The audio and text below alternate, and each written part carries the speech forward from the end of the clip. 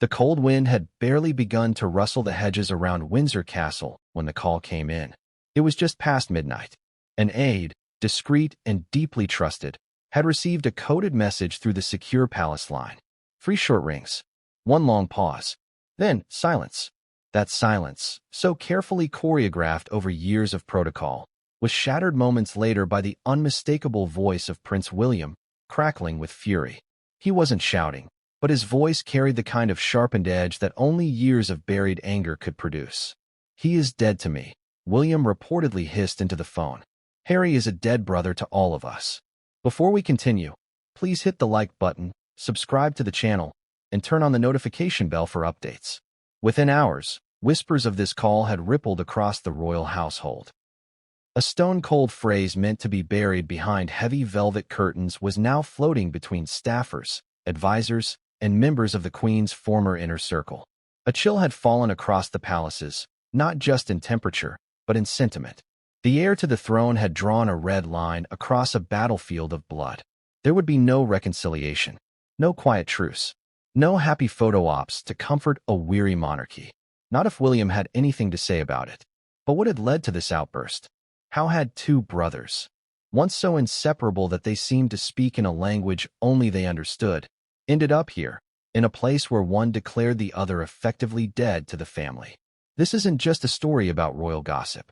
This is a story about a kingdom holding its breath, a father torn in half, and a bitter reckoning threatening to undo the fragile facade of unity the royal family has clung to since Queen Elizabeth's passing. In this video, we are going to pull back the curtains. We'll take you into the hushed drawing rooms where backdoor deals were whispered. We'll decode the secret language of palace aides who were quietly trying to engineer peace. We'll reveal the moment William found out about Harry's covert attempts to meet King Charles alone, and what he did next that torched the entire bridge. We'll also unveil the never-before-heard insider account of a secret gathering at Sandringham that turned into a shouting match no one present will ever forget. You're about to journey deep into the halls of royalty, but not the gilded, polished version seen on glossy magazines. This is the raw, unseen underside, the part that royal PR teams scramble to hide, the emotional war zone where titles mean nothing and grudges reign supreme. And perhaps most chilling of all, we'll expose the unfiltered quote uttered by Prince William in a moment of explosive emotion that changed the course of reconciliation forever. But before we dive into those darkened corridors, let's rewind. To understand how we got here, we need to trace the thread of betrayal, heartbreak, and power struggle that has been steadily tightening since the day Prince Harry walked away from royal life. Some say it began the moment Meghan Markle entered the picture. Others point to unresolved grief from Princess Diana's death. And still, others claim this rift was always inevitable. 2 brothers shaped by the same trauma, but walking entirely different paths. What's not in dispute is this: something irreversible has happened, and the fallout is only just beginning. By the end of this video, you'll not only know what was said, you'll understand why it was said, and why, for the first time in modern royal history, a future king is publicly positioning himself against his own flesh and blood. So let's go back to the first cracks in this royal wall. The year was 2019. Rumors had started to bubble that all was not well between the Sussexes and the Cambridges. At first, the divide was easy to dismiss. Separate charities, separate houses, separate schedules. The media speculated, but royal insiders downplayed the split as a natural divergence of adult brothers growing into their roles. Yet behind palace doors, the tension was beginning to take on a shape far more dangerous than mere sibling rivalry. William, ever the stoic and disciplined elder, had grown increasingly concerned about Harry's behavior. From his whirlwind romance with Meghan to his fiery confrontations with the press, Harry was becoming unpredictable, a loose cannon in William's eyes. And when Harry and Meghan stunned the world with their announcement to step back from royal duties in January 2020, it wasn't just a logistical crisis for the palace. It was a personal betrayal. The brothers barely spoke in the months that followed. Public events were navigated with excruciating awkwardness, carefully staged smiles, frozen handshakes, but no warmth, no real connection. Then came the Oprah interview. In March 2021, the Sussexes dropped a bombshell in primetime America. accusations of racism, claims of neglect, implied blame against senior royals, possibly even William himself. For the heir, it was a declaration of war. He wasn't just angry at what was said. He was devastated by what wasn't said. The context, the history, the brotherhood they once shared. As time passed, the wounds didn't heal. They festered. Charles, now king, saw an opportunity in 2024 to bring the boys back together, if not as brothers, then at least as allies. The monarchy was weathering a storm. Scandals, declining public trust, fears of irrelevance. A united royal family could offer stability, nostalgia, hope, but William would not play along. When reports surfaced that the king had invited Harry for private talks at Clarence House during his next visit to the UK, William exploded. According to a senior royal source, he called his father that same night, fuming. The call was short, brutal, and final. "If you do this," William reportedly said, "you will lose me." The weight of those words was not lost on Charles. The future of the monarchy rested on William's shoulders. But his youngest son was still his child. The one who had walked behind Diana's coffin with trembling lips. The one who had once said he felt trapped inside the institution Charles had dedicated his life to. Charles was now faced with an impossible choice: maintain the heir's favor or extend a final branch of peace to the prodigal son. What followed was a week of frantic maneuvering. Advisors leaking statements. Family friends intervening. Meghan reportedly furious that talks were even on the table. And then came the leak. A transcript, allegedly from an intercepted call or overheard conversation. In it, William didn't mince words. The phrase, "dead brother," was included, not once, but 3 times. It sent a thunderclap through the media. A royal feud no longer whispered in darkened hallways, but now shouted in front-page headlines. Public opinion fractured instantly. Some rallied behind William, loyal, firm, upholding tradition. Others wept for Harry, the outcast son now permanently severed from the only life he'd ever known. But the real drama was still unfolding. Behind palace gates, in secret meetings, and in one unpublicized showdown at Sandringham, where 3 men, once united by blood, sat in silence so thick it could barely be breathed. This is where we begin. The Cold War is over. Now it's open combat, and the royal family may never recover. The image is almost too iconic to forget. 2 young boys, heads bowed in shared grief, walking solemnly behind their mother's coffin as the world held its breath. That day in 1997, as Princess Diana was laid to rest, Prince William and Prince Harry became more than royal sons. They became the living symbols of a nation's heartbreak. And in the years that followed, that shared trauma seemed to bind them together with an invisible thread. No one else could understand their pain the way they could. No one else could bear the suffocating weight of public mourning with the same intensity. Their brotherhood became more than blood, it became survival. For years, that bond held strong. They navigated the rigid corridors of royal life with a kind of conspiratorial closeness, often exchanging glances in public that only they could decode.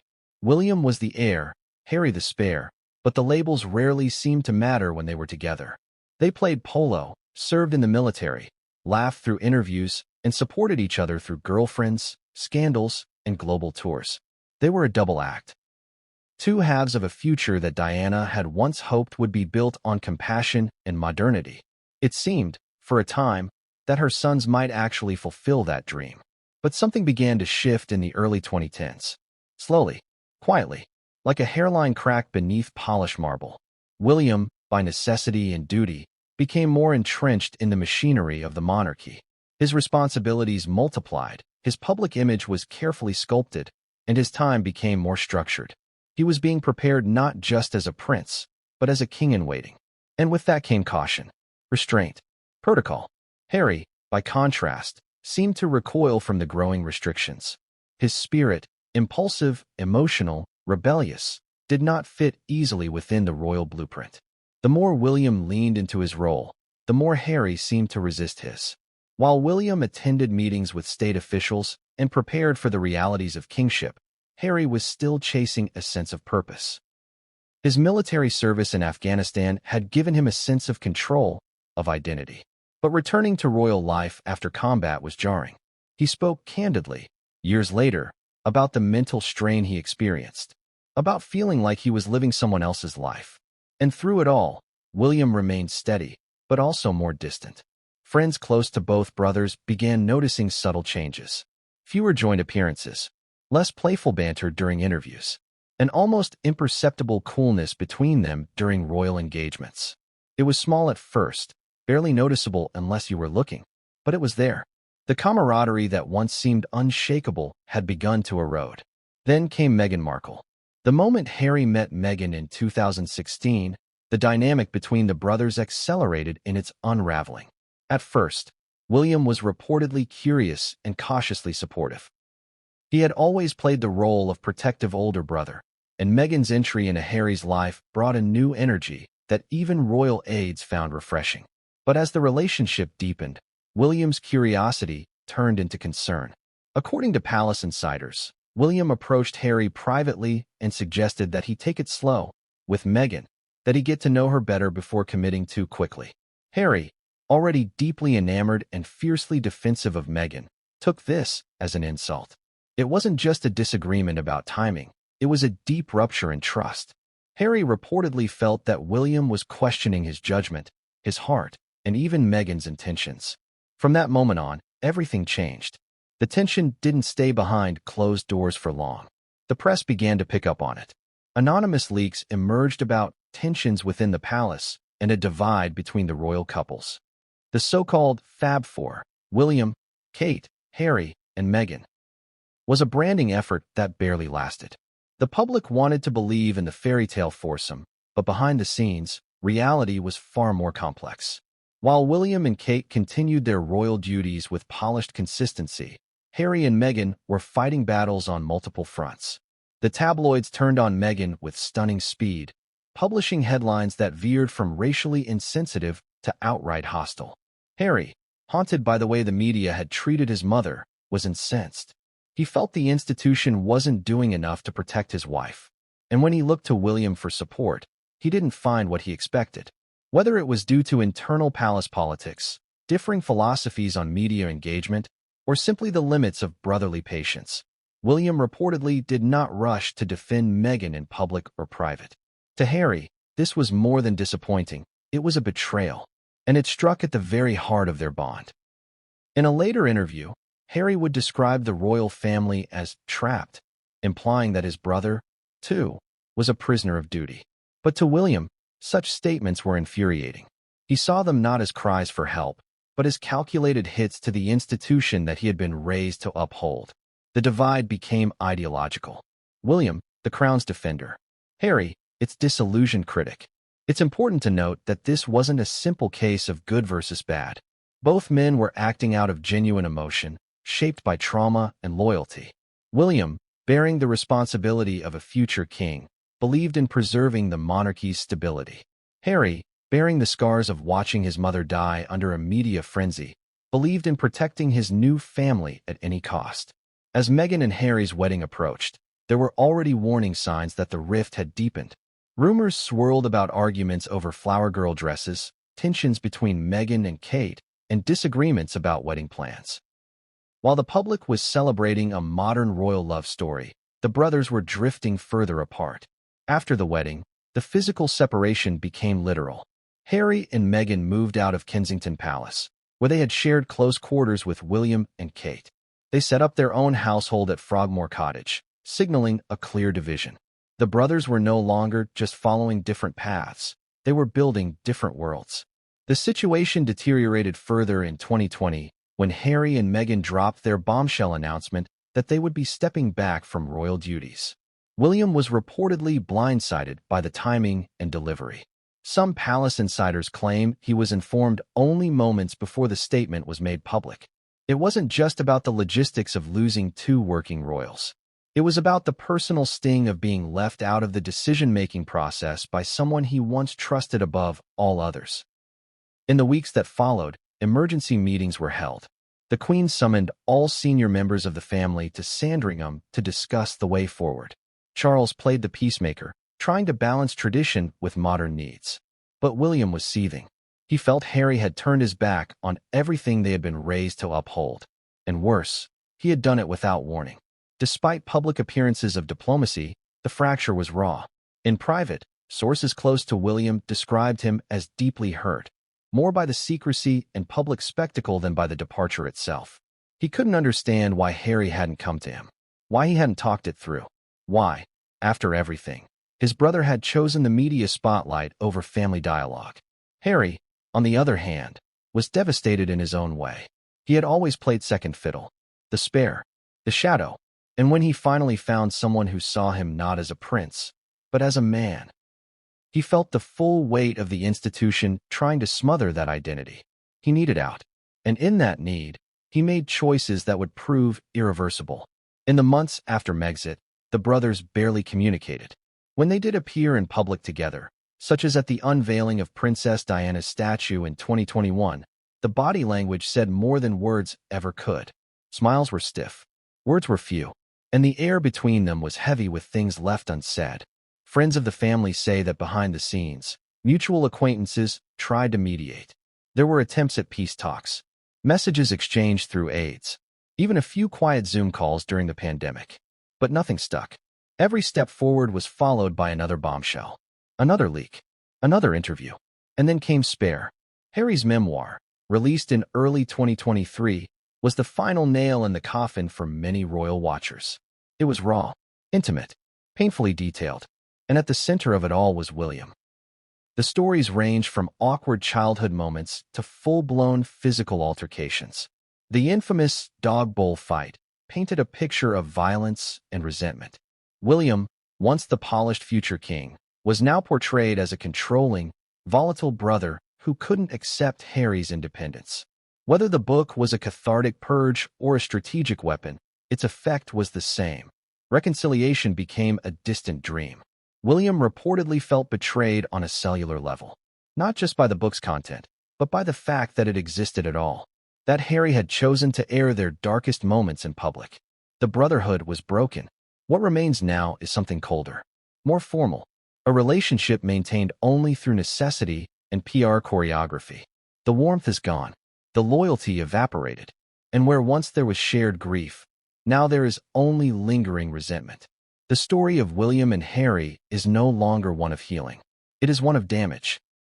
And as we now turn toward the moment when William finally says aloud what many feared, Harry is a dead brother to all of us, we must understand that this was not a sudden explosion. It was a slow burn, a gradual decay that began decades ago and finally erupted in a blaze of heartbreak and rage. And what happened next? What pushed William from cold distance to public condemnation? That's where we go next. There are moments in history when institutions bend under the pressure of personal decisions, when the weight of tradition collides with the unpredictability of human emotion. For the British monarchy, that moment came in early January 2020, when Prince Harry and Meghan Markle pressed send on an Instagram post that sent shockwaves not just through the royal family, but through the entire world. The message was crisp, neatly worded, and apparently harmless at first glance. Yet it struck like a lightning bolt. After many months of reflection and internal discussions, it began, "We have chosen to make a transition this year and starting to carve out a progressive new role within this institution." It was the kind of announcement that governments prepare for with weeks of press briefings, pre-approved talking points, and carefully managed press cycles. But the royal family had none of that. They were blindsided. Completely. The Sussexes had chosen to step down as senior royals, and they did so in public, without consulting the Queen, Prince Charles, or, most crucially, Prince William. For William, the post wasn't just a public betrayal. It was a private one. According to insiders, he found out only minutes before the public did. The future king had been informed of one of the most seismic royal decisions of the modern era at roughly the same time as the rest of the world. No private meeting, no discussion, no warning, just a digital statement, slickly branded, paired with a glossy website, that announced to billions that Harry and Meghan were forging a new path, a path away from him. In that single moment, whatever fragile threads remained between the brothers were sliced clean. William, who had spent decades preparing to lead the monarchy with the steadiness expected of a sovereign, now faced an uncontrollable narrative spiraling into chaos. And worse still, that narrative had been authored by his own brother. It wasn't supposed to happen like this. There had been growing tensions for months. Since their marriage, Harry and Meghan had faced an increasingly hostile press. Meghan, in particular, had become a lightning rod for criticism, some of it fair, much of it laced with racially charged undertones. Headlines scrutinized everything from her wardrobe to her supposed diva behavior. Some tabloid pieces bordered on character assassination. And while royal protocol dictated silence in the face of media attacks, Harry chose defiance. He issued statements defending his wife. He sued British tabloids. He called out the press's treatment of Meghan as reminiscent of how they hounded Diana. In doing so, he was breaking the royal code. Never complain, never explain. But Harry wasn't just breaking a code. He was severing himself from a machine that he now believed had failed his mother and was now failing his wife. And behind closed doors, this wasn't sitting well with William. The heir had always been cautious with the press. Tactical. Strategic. He understood the royal family's decades-old relationship with British media was transactional. Cold but necessary. You feed the beast just enough, and it doesn't eat you. But Harry saw something else, something darker. He saw manipulation, exploitation, and betrayal. He believed stories were being planted, that the palace, in its efforts to protect others, had deliberately allowed Meghan to take the fall. He wasn't entirely wrong. Multiple reports later revealed that rival royal households had, at times, traded unfavorable stories about one member in exchange for positive coverage of another. It was an ugly, backdoor media strategy. And for Harry, it was unforgivable. As the rift between the brothers grew, King Charles tried to play the peacemaker. He saw the danger in the brewing feud and attempted to keep lines of communication open. But the damage was mounting. Meghan's every appearance was dissected in ways Kate's never were. Her American background, her Hollywood career, her biracial identity, all became fuel for media firestorms. And in the face of that pressure, Harry became more convinced that he had to protect her, even if it meant burning bridges behind him. So, when the Sussexes drafted their plan to step back from their roles, they believed they were acting from a place of personal necessity. They didn't intend to destroy the monarchy. They were trying to escape its crushing weight. But their exit strategy was riddled with missteps. For one, the decision was made without consensus. There were no long family meetings to hash out the details. No group deliberation. Instead, there was secrecy. A plan formed behind palace walls, in the comfort of rented homes in Canada, shared only with close allies and media consultants. The royal family was effectively given an ultimatum. Accept our new model of royal life, or we walk. The Sussex Royal website, launched alongside the Instagram post, outlined a detailed vision for a new kind of royal role, one where they could remain partially active in royal duties while pursuing private commercial ventures. It was polished, ambitious, and wholly incompatible with the monarchy's strict guidelines. You couldn't sell yourself as a global brand while wearing a crown, at least not in the House of Windsor. William reportedly exploded in private. According to a former royal staffer, he felt ambushed, like Harry had just declared war on the institution and left him to pick up the pieces. In the days that followed, Queen Elizabeth summoned an emergency meeting at Sandringham. The so-called Sandringham Summit brought together the Queen, Prince Charles, William, and Harry. Meghan, who had already returned to Canada, joined via video call. It was a tense affair. For generations of royalty in a room, grappling with a crisis they had not anticipated and were not prepared for. The Queen, with her signature poise, issued a carefully worded statement afterward expressing support for Harry and Meghan's desire for independence. But the final agreement was less generous.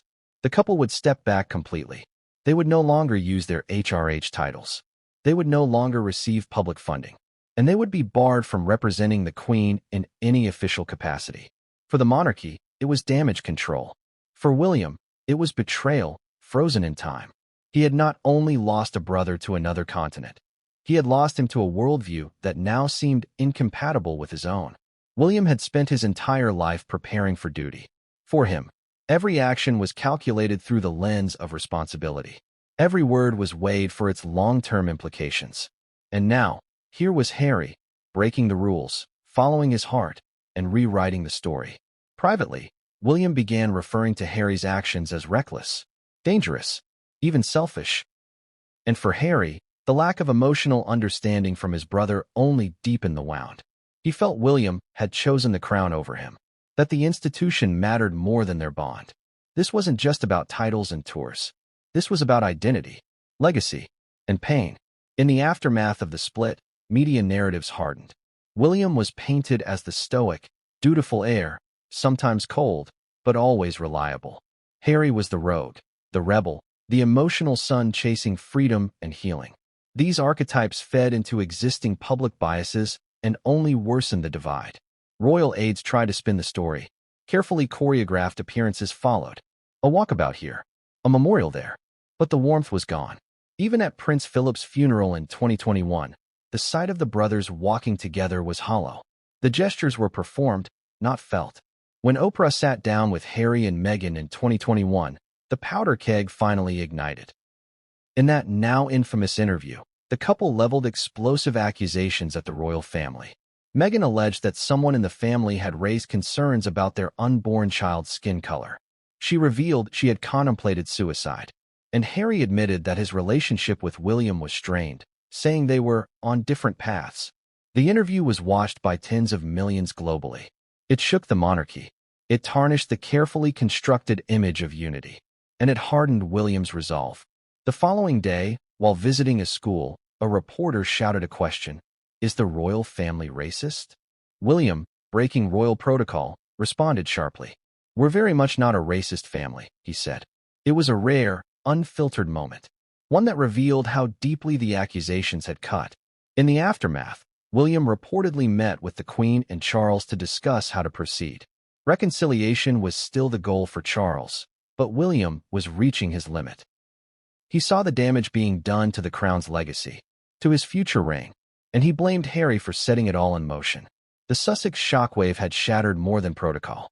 It had destroyed trust. It had exposed the raw, unhealed wounds beneath the royal image. And while some still held out hope for a thaw in relations, others saw the writing on the wall. The bond was broken. The institution had taken precedence over brotherhood, and the aftershocks were only beginning. It wasn't just a book. It was a detonation.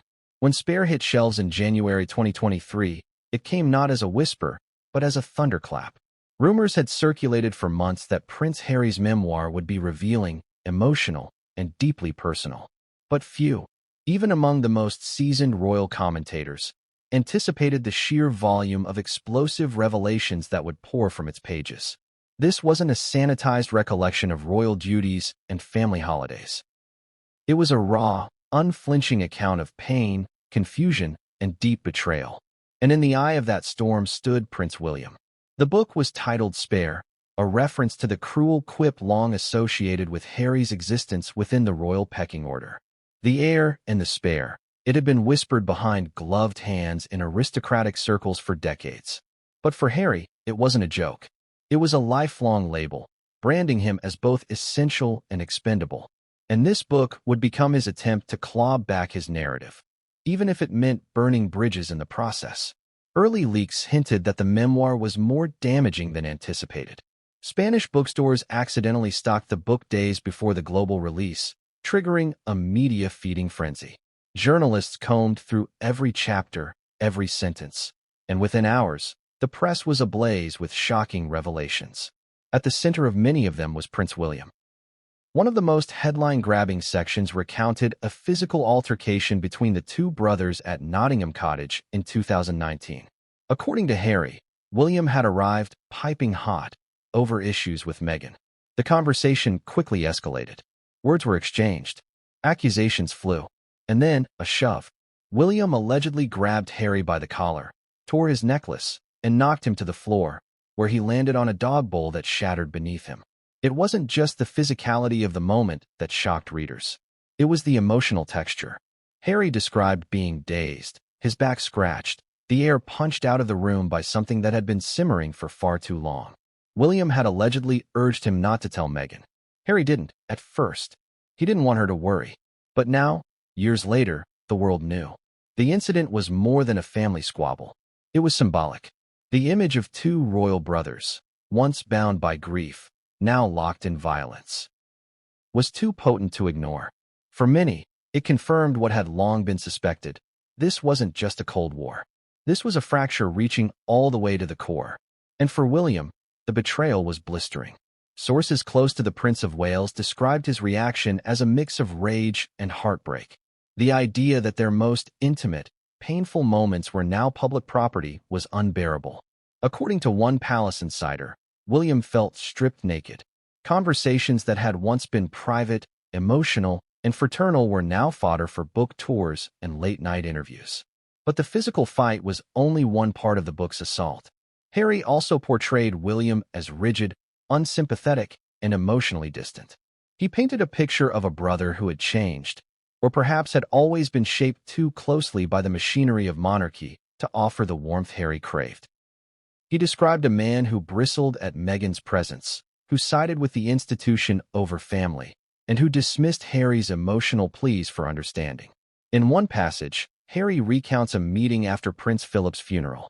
The brothers and their father, Charles, had gathered in private, a rare moment of candor.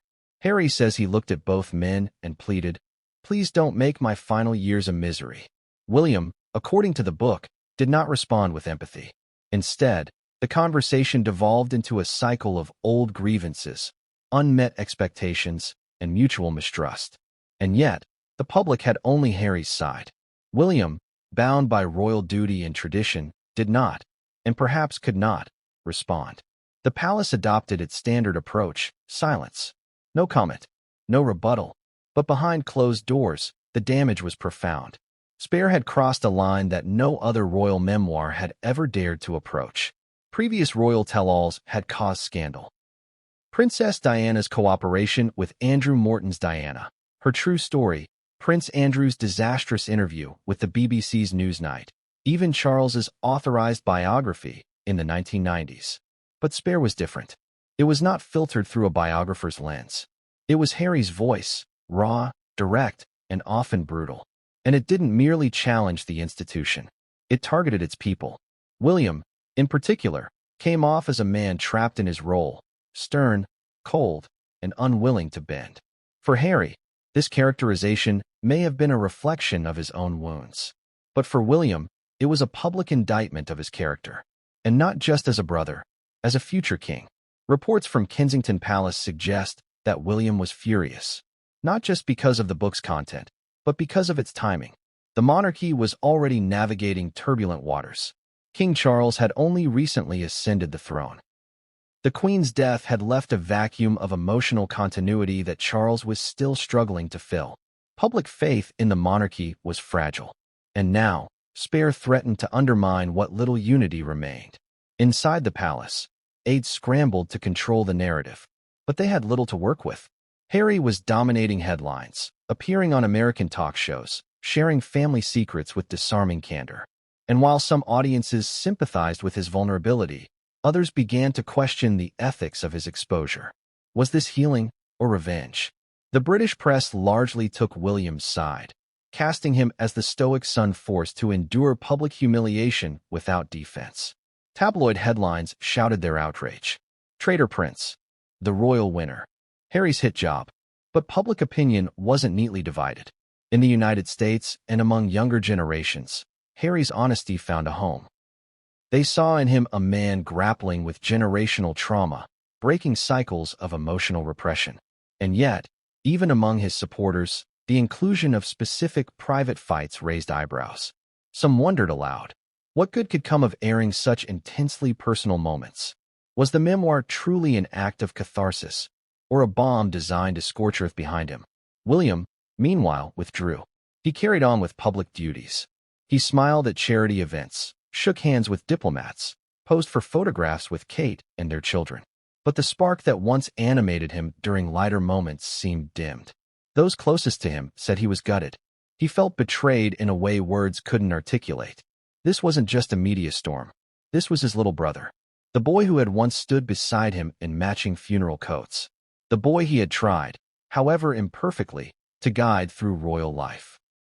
In private, William reportedly told friends he no longer recognized the man Harry had become. He described the memoir as a line in the sand, not just in terms of relationship, but of legacy. In William's mind, Spare had poisoned the possibility of reconciliation. Too much had been said. Too much trust had been broken, and the consequences reached far beyond personal pain. Charles was said to be devastated. The king, always more emotionally reserved than his sons, was placed in an impossible position. He longed for family unity, but now faced an open wound that could not be stitched. He feared that any attempt to reach out to Harry would alienate William further.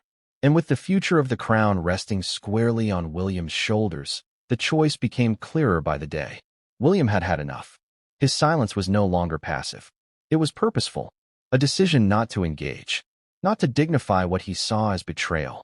And this internal decision, to close the door, would soon find expression in a far more dramatic moment. The quote, leaked months later, would rattle the palace. "Harry is a dead brother to all of us." But before those words escaped his lips, Spare had already planted the seed. It had forced William into a corner, publicly accused, privately seething. And once the rage reached its boiling point, there would be no return. Next, we turn to the moment when King Charles, perhaps in desperation, perhaps in love, made one final attempt to bring his sons back together. And how that decision led directly to the explosion that would tear the family even further apart. It was a gray afternoon at Highgrove, one of those damp, overcast English days where even the gardens seemed to droop under the weight of the clouds. Inside the quiet drawing room, King Charles III sat alone, staring at a framed photo of his sons on a nearby table. The picture, taken almost 15 years earlier, showed William and Harry laughing during a polo match, their shirts soaked with sweat, eyes gleaming with mischief, oblivious to the weight of the crown that hovered over them even then. Charles rubbed the frame absently with his thumb, eyes lost in memory. This was before the bitterness, before the silence, before Spare. To the world, Charles was now the monarch, the sovereign, the man who had waited decades to ascend to the throne. But behind palace walls, he was something else entirely, a father whose family was unraveling in full view of history. And he was desperate to fix it, not for public relations, not for the cameras, but because, beneath the layers of royal formality and duty, he still clung to the hope that he might bring his sons back together before it was too late. What many didn't know is that in the months following the release of Spare, Charles quietly began maneuvering for a reconciliation. He knew the book had been devastating. He didn't pretend otherwise. But he also understood Harry in a way others didn't. He recognized the woundedness behind the words, the misplaced rage, the desperate need to be heard. Charles, himself once vilified in Diana's shadow, knew the pain of being publicly condemned by the ones you love most. He began by reaching out to intermediaries, a senior courtier who had long served both brothers, a trusted family friend who had played golf with William and exchanged birthday texts with Harry. Charles hoped that by using these soft channels, he might test the waters without reigniting tension. The message he sent was simple: I want to talk. Just the three of us. No press, no aides, no advisors. But from the start, it was clear that arranging such a meeting would be like walking a tightrope over a minefield. Harry, living in California with Meghan and their children, was reportedly open to the idea, cautiously. According to friends, he had long expressed a willingness to reconnect with his father, even if things with William remained icy.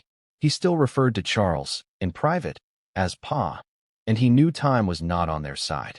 Charles, now in his mid-70s and facing ongoing health challenges, was showing signs of wear. His voice sometimes trembled more than it used to. His schedule was lighter. And though Buckingham Palace denied any major medical issues, the undercurrent of concern among palace insiders was growing. Harry's camp proposed a discreet meeting in London, ideally at Clarence House or Windsor, away from the media glare. Meghan would not attend. Neither would Catherine. This would be about the father and the son. A single conversation. A starting point. Charles agreed. But the plan hit an immediate obstacle. William, the Prince of Wales, already simmering with frustration over Spare, was adamant that any attempt at reconciliation could not proceed without his involvement. He made it clear, through both private channels and conversations with palace officials, that he would not allow Harry to re-enter the fold without accountability. From William's perspective, it wasn't just about family, it was about the institution. Harry had broken trust, insulted the monarchy, and exposed personal conversations to the world. To grant him even the smallest concession without confrontation William believed, would be to condone betrayal. When Charles insisted the meeting go forward regardless, William erupted. According to two senior aides who spoke anonymously, the king and his heir had what could only be described as a controlled explosion at Balmoral. It was during a private weekend visit, with no press present, when William confronted his father behind closed doors. Charles, always more restrained, tried to de-escalate, but the fury in William was palpable. "You're rewarding him," William reportedly said. "After everything he's done, after what he wrote, after what he said about me, about Camilla, and you're going to welcome him back with open arms."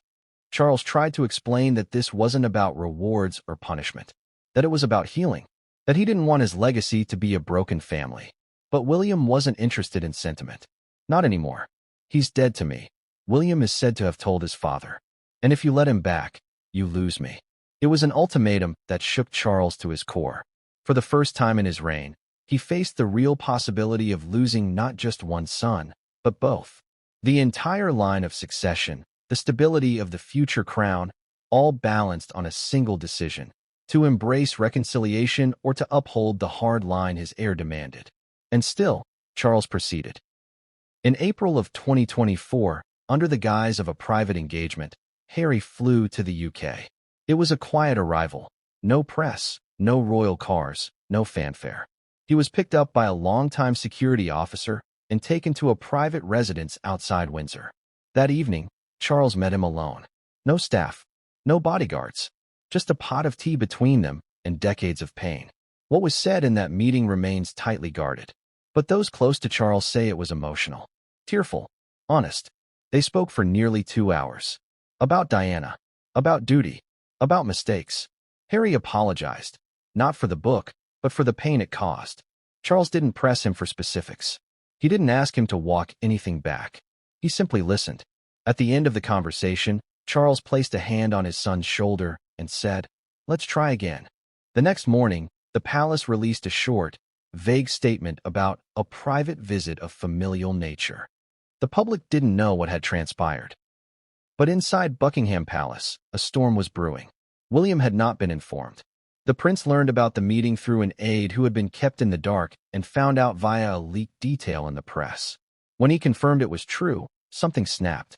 Friends say he didn't shout this time. He didn't make demands. He simply went cold. He canceled 2 appearances that week. He stopped responding to Charles's texts. And in private, he reportedly made a decision that would change everything. He would no longer support any reconciliation, not just with Harry, but with anyone who facilitated it. In the days that followed, William held private meetings with his own senior staff. They discussed long-term strategy, public engagement, succession planning. While Charles had hoped this quiet meeting might start to rebuild, William saw it as a betrayal of trust. A confirmation that his father was still prioritizing emotions over duty. It's important to understand William's mindset in this moment. He had always been the steady one, the one who showed up, who followed protocol, who played the long game. When Harry walked away, William stayed. When scandal threatened the monarchy, William offered stability. Now, in his view, Charles was undermining that loyalty. And for what? For a man who had mocked him in a memoir? Who had accused his wife of cruelty? Who had brought the monarchy's darkest moments into the spotlight? There would be no forgiveness. And in May, during a closed-door discussion with a senior aide, one who had served the family since the days of the Queen, William reportedly made the statement that would soon be leaked to the press, triggering a global media storm. "Harry is a dead brother to all of us." The aide was stunned. The words were cold, final. But William didn't flinch. He had made peace with the choice. If Charles wanted to open that door, he could, but William would not walk through it. The leak came 2 weeks later. No one knows who passed the quote to the media, but within hours, the press was ablaze. Headlines screamed about the royal rift. Social media erupted, and across the Atlantic, Harry was said to be crushed. The quote was more than a personal blow. It was a declaration of exile, not by the institution, but by his own blood. Charles, when confronted by reporters at a public event, declined to comment. But his face said enough. The pain was visible. The father, still caught between 2 sons, had lost control of the story. The desperate move had failed. And as we move to the next chapter, we'll examine that pivotal confrontation between Charles and William. What was said in those final meetings? Who else was present? And how did the monarchy begin to fracture under the weight of so much unspoken hurt? It began in the early hours of a Tuesday morning. The corridors of Clarence House were unusually quiet, save for the rhythmic ticking of a grandfather clock echoing off the paneled walls. Behind a pair of heavy oak doors, a storm was gathering, not one driven by weather, but by blood, betrayal, and royal defiance. Prince William had arrived unannounced. His security team had been given minimal notice. His aides weren't present. This wasn't an official meeting. This was personal. Inside the private study, King Charles sat alone, sipping his usual morning Darjeeling. A few newspapers were spread across the table, though none had his face on the front page that morning. One headline caught his eye and lingered in his chest like a thorn. William fuming over secret Harry summit. The leak had been swift. The fallout was accelerating. Charles closed the paper slowly and exhaled. Moments later, the door opened. William entered without a word. His face was tight, jaw clenched, eyes unreadable. For a moment, the silence between father and son felt like an invisible wall, one built from years of tension, missteps, and duty colliding with emotion. "You went behind my back," William said, his voice low and steady. Charles set his teacup down. "I had to speak to him. I needed to look him in the eyes again." William shook his head. "No, you didn't have to. You chose to. And you chose him." The room was still, but the air felt thick, heavy with things left unsaid. What followed was not a screaming match. It wasn't chaos or fury thrown across furniture. It was worse. It was the kind of fury that simmers quietly beneath the surface, tightly wound, controlled only by sheer force of habit. William laid out his grievances in clear, clinical detail. The secret meeting with Harry, he said, was a violation of every agreement they had made. After Spare, after the Oprah interview, after the Netflix documentary, they had all agreed. No further contact without discussion. No separate negotiations. No off-the-record apologies that bypassed the rest of the family. And yet Charles had done exactly that. The king tried to explain. He spoke of fatherhood, of aging, of the pain of seeing his family disintegrate while the world watched and judged. He told William that he missed his son. That time was short. That as monarch, he had made a decision not just for himself, but for history. William didn't flinch. "And what about me?" he asked. "What about my children? What about everything I've done for this institution while he's been cashing in on it from across the ocean?" Charles attempted to speak again, but William raised a hand, just slightly, a signal of finality. The confrontation lasted nearly 40 minutes. And in that time, the tone moved from anger to cold resolve. William wasn't just venting. He was drawing a line. He told Charles that if Harry was to be brought back into the fold, in any capacity, then he, William, would reevaluate his own position. It wasn't a threat made out of ego. It was made out of principle. William saw himself as the final defense against what he viewed as the corrosion of the crown. He had endured. He had walked the line. He had married within the expectations of the institution, raised his family under scrutiny, and performed his duties without scandal. In his mind, Harry had not only abandoned the role, he had attacked it. And by extension, he had attacked William. The meeting ended not with an embrace, nor a handshake, but with a single sentence. "I won't share a room with him again. I won't stand beside him. I won't pretend.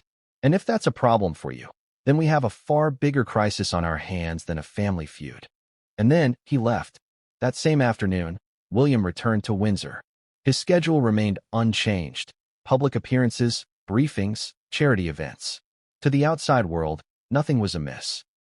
But internally, the entire operation was reeling. That evening, William held a private meeting with his closest senior advisors. 3 people were in the room: his longtime private secretary, a communications strategist from Kensington, and a senior legal advisor. For hours, they pored over contingency plans. What would happen if Charles insisted on moving forward with a reconciliation? How would the press be managed? Could they issue preemptive statements to control the narrative? But more than strategy, the meeting had a deeper, more personal theme. William was redefining his boundaries. From that night on, all communication with Harry would be redirected through official palace channels. No personal emails. No texts. No phone calls. If Charles wanted to maintain a private relationship with Harry, that was his prerogative. But William's door was now closed, bolted and sealed. He instructed his team to begin a subtle media shift. Public statements that emphasized continuity, future leadership, and the stability of the monarchy. Interviews would highlight William's devotion to duty, his loyalty to the late Queen, his vision for the crown. It was a campaign, not for public opinion, but for institutional clarity. The message was simple: William was the anchor now, and he would not drift. Behind the scenes, tensions between the royal households escalated. Clarence House and Kensington Palace began operating more independently than ever. While they were technically under the same royal umbrella, the temperature between them dropped dramatically. Meetings became stilted, joint events were avoided, and aides found themselves caught in a silent war between two centers of power. Camilla, too, entered the fray, not with confrontation, but with careful maneuvering. The Queen Consort reportedly urged Charles to pull back from further meetings with Harry. She warned that the risk to the monarchy's stability was growing, that William's support was essential, that any further erosion of their relationship could threaten more than just family unity. It could shake the very image of a seamless transition to the next generation. Charles, torn between loyalty to both sons, began to withdraw. For a time, communication with Harry stalled again. No follow-up calls, no scheduled visits.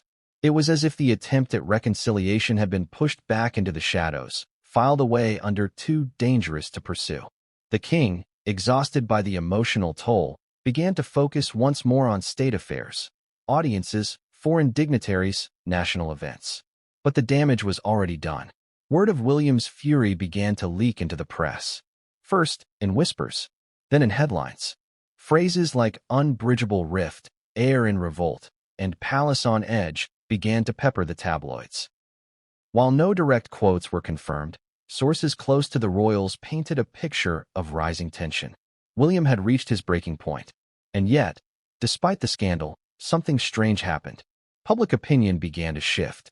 For months, the narrative had leaned towards sympathy for Harry, the outcast prince, the grieving son, the husband defending his wife. But as William maintained his silence, his composure, and his work ethic, many began to view him differently. Not as the cold villain of Spare, but as a man trying to keep the monarchy afloat in the face of relentless disruption. The public began to see him not just as the future king, but as the present stabilizer. Polls showed growing support for William's handling of the family crisis. Commentators began praising his restraint. Even critics of the monarchy admitted that his refusal to engage in public spats demonstrated discipline, if not compassion. And through it all, William said nothing. He let the silence speak for him, until he didn't. The now infamous quote, "Harry is a dead brother to all of us," wasn't uttered in anger. It wasn't shouted during a confrontation. It was said in a quiet, private conversation with a trusted advisor. A statement of resignation, of finality. When it leaked, it spread like wildfire. And William did not deny it. That silence confirmed everything. The brotherhood was over. The door was closed. The fury, once simmering, had cooled into something harder, icy, permanent.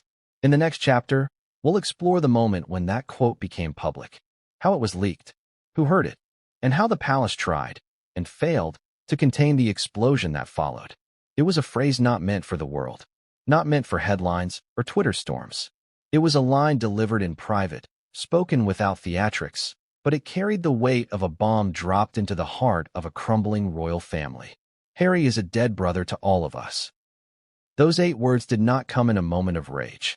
They were not flung across a table in the heat of an argument or screamed in a tabloid tantrum.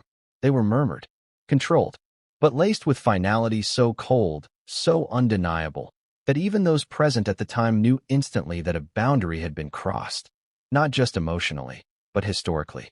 The setting was a quiet room within Kensington Palace. It was not an official war room, but it may as well have been. 3 senior aides were gathered. William's longtime private secretary, a communications consultant recently brought in from the private sector, and a royal legal advisor with deep institutional knowledge. It had been weeks since William's confrontation with King Charles. The Sussex situation was still radioactive. The palace was reeling from press speculation, and public confidence in a family reconciliation was rapidly evaporating. The meeting was focused on logistics. upcoming events, a looming Commonwealth trip, and the inevitable press questions regarding Harry's silence since his secret UK visit. But the conversation quickly shifted to strategy. Aides were concerned about ongoing leaks from Montecito. Someone, it seemed, was still feeding details to sympathetic media in the United States. Stories about Charles weeping during his meeting with Harry, about Meghan's alleged anger at being excluded from future royal engagements, and, more recently, a supposed hopeful atmosphere from the Reconciliation Summit that had clearly never existed. William, seated at the far end of the room, had said little for most of the meeting. He simply listened, face still, fingers laced beneath his chin.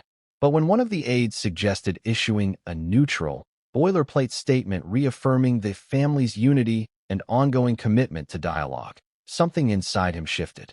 He stood up slowly and walked to the window, gazing out toward the gardens.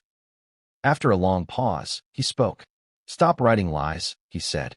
"There is no unity. There is no dialogue. There is nothing." The aides fell silent. William turned back toward them, eyes locked with his private secretary. "Harry is a dead brother to all of us," he said. The words weren't theatrical. They were brutal, not angry, but empty, as if whatever emotional bond had once existed had been buried under too many betrayals to salvage. There was no follow-up, no elaboration, just the sentence, dropped like lead in the middle of the room. The aides exchanged glances, but said nothing. They understood what had just happened.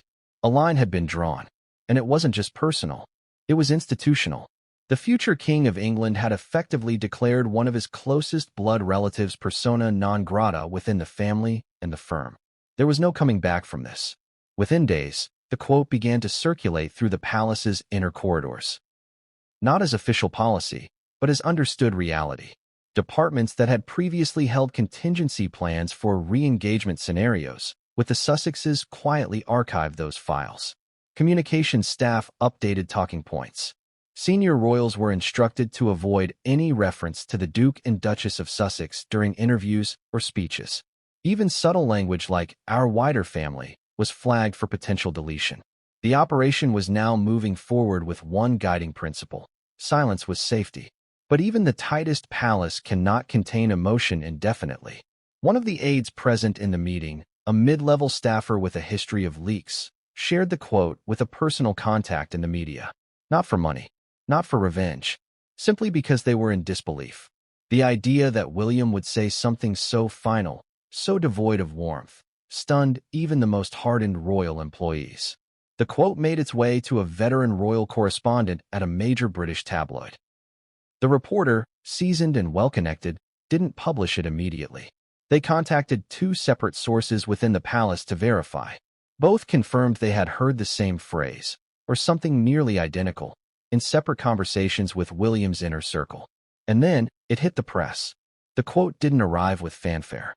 It was buried 3 paragraphs deep in a larger feature titled, "Inside the Final Days of Royal Unity." But it was impossible to miss. Social media erupted within minutes. Screenshots were shared. Podcasts debated it. Television anchors read it aloud with furrowed brows. And just like that, the sentence that had never been meant for public consumption became the most talked-about royal quote since Diana's infamous admission. "There were 3 of us in this marriage."